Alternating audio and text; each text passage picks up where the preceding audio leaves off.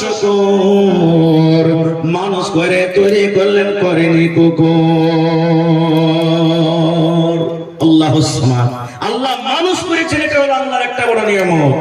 আর কি আল্লাহ রাব্বুল আলামিন দুনিয়াতে আমাদেরকে পাঠালেন, আল্লাহ রাব্বুল আলামিন মায়ের মতন একটা বড় নিয়ামত আমাদেরকে দান করেছেন। আব্বা হলেন আমাদের জন্য একটা নিয়ামত। একজন বিবি, একজন মহিলা, একজন নারী হলো একটা পুরুষের জন্য নিয়ামত, এবং একটা পুরুষ হলো একটা নারীর জন্য নিয়ামত। বেটা হলো একটা নিয়ামত, বেটি হলো একটা নিয়ামত। আল্লাহ জমিন দান করেছেন, এটা হলো একটা নিয়ামত। আল্লাহ রাব্বুল আলামিন চোখ দান করেছেন, এটা হলো একটা নিয়ামত। আল্লাহ হাত পা দিয়েছেন, এটা একটা নিয়ামত। এই মুসলমান, আল্লাহ রাব্বুল আলামিন আপনাকে জমিন জায়গা সব দান করেছেন, এটা হলো আল্লাহর একটা নিয়ামত। আল্লাহ রাব্বুল আলামিন আপনার জীবনের কত ভালো মন্দ আছে, এটা হলো আল্লাহ রাব্বুল আলামিনের তরফ থেকে একটা নিয়ামত। আল্লাহ রাব্বুল আলামিন সব থেকে আরো একটা বড় নিয়ামত দান করেছেন, যেন আমরা রাস্তা ভটকে না যাই, যেন আমরা সোজা পথে সোজা রাস্তাতে চলতে পারি। এই জন্য আল্লাহ রাব্বুল আলামিন পাক পবিত্র আমাদেরকে দান করেছেন, এটা হলো একটা নিয়ামত।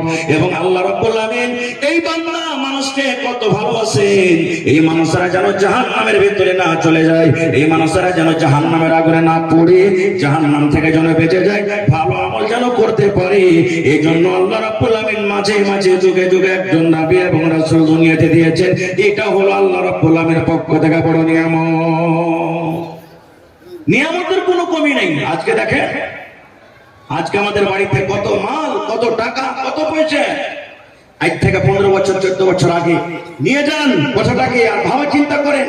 এখনকার ছোট ছোট মাসুম ছেলে মেয়েরা দিনে 50 টাকা, 100 টাকা, 10 টাকা করে খাবার দোকানে খেলে খাই, খায় না ভাই? বাড়িতে একটা ছেলেটাকে যদি নষ্ট করে, 10 বছর আগে একটা পরিবার নিয়ে খেতে পাইনি।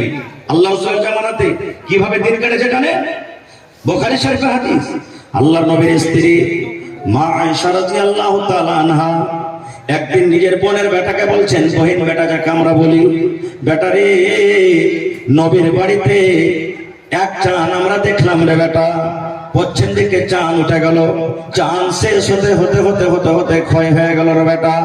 আবার আমরা পশ্চিম দিকে দেখলাম চাঁদ উঠলো, ওই চাঁদটা শেষ হতে হতে হতে হতে হতে ক্ষয় হয়ে গেল রে বেটা। 2 চাঁদ মানে 60 দিন। আবার আমরা চাঁদ দেখতাম মানে 3 চাঁদ দেখে নিলাম, অর্থাৎ গোটা গোটা 2 মাস কেটে গেল।